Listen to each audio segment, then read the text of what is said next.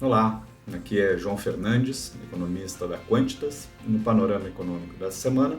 vamos falar sobre os desenvolvimentos em termos de política monetária a nível global nos Estados Unidos e também sobre os desenvolvimentos no âmbito fiscal aqui no Brasil.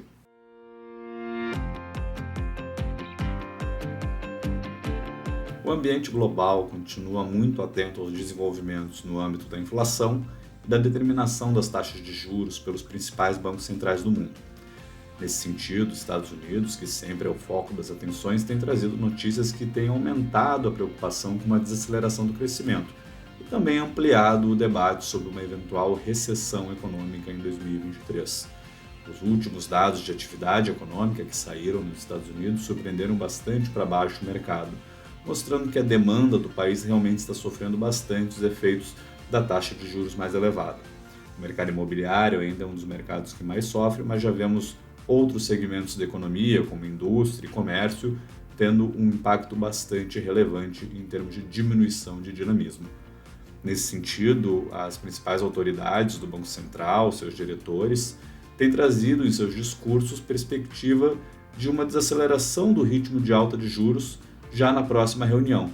Durante muito tempo, o mercado antecipou que o Fed faria uma alta de 50 pontos base nessa primeira reunião de 2023, mas de algum tempo para cá o mercado vem reprecificando essa perspectiva para uma alta menor, de 25 pontos base.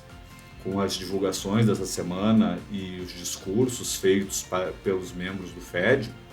essa perspectiva tem se solidificado e hoje já gira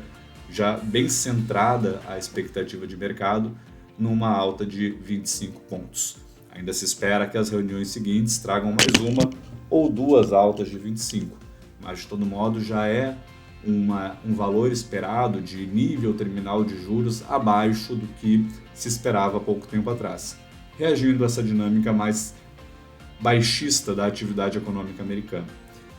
A nível global também vemos em várias frentes um movimento mais no sentido desinflacionário. A maioria dos países tem observado números de inflação desacelerando, em alguns casos até surpreendendo para baixo. Isso tem corroborado que essa dinâmica, na maior parte das regiões, está conversando, está indo na mesma direção do que vemos nos Estados Unidos. Um ambiente que deve permitir altas de juros menores e estabilidade em algumas regiões que ainda vinham subindo juros recentemente. A grande exceção a esse processo dentre os desenvolvidos é o Banco Central Europeu, que começou a subir juros tarde, logo ainda está com este processo ocorrendo e os membros ainda saem com um discurso mais rock, mais duro em termos de combate à inflação,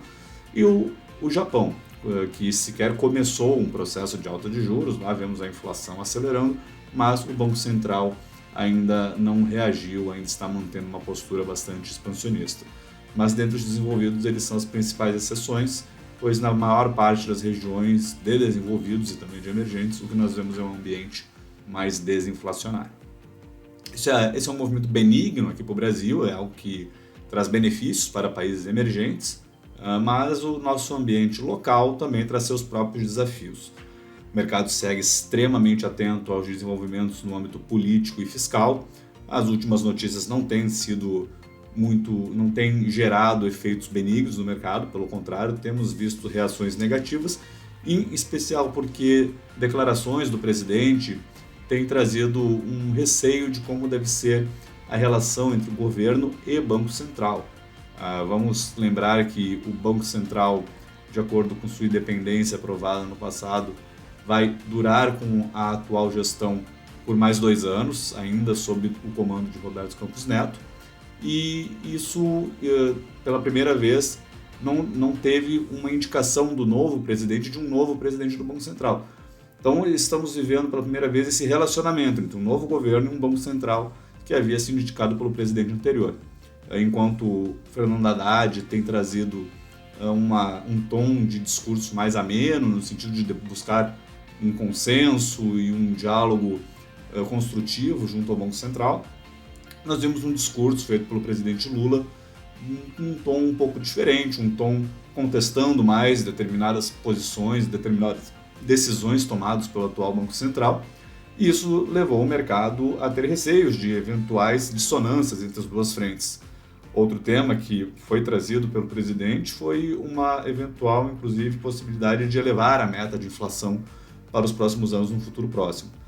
Ainda que depois desse discurso outras frentes dentro do governo tenham vindo a público e amenizaram um pouco o tom do discurso, voltaram a colocar um tom mais construtivo na mesa, autoridades relevantes dentro do governo, ministros, ainda assim foi um movimento que levou a um ambiente mais de maior aversão a risco dos mercados, de maior preocupação com essas eventuais faltas essas dissonâncias entre governo e Banco Central, e por conta disso tivemos uma piora da semana. À frente, a questão é continuar acompanhando de perto como essa relação vai evoluindo, de uma forma, claro, muito atenta aos desenvolvimentos de curto prazo, aos movimentos táticos e ao que está sendo de novo nesse ambiente que é inédito de um relacionamento entre um novo governo com um Banco Central indicado pelo governo anterior. Esses foram os principais destaques para você começar a sua semana bem informado. Até o próximo Panorama Econômico.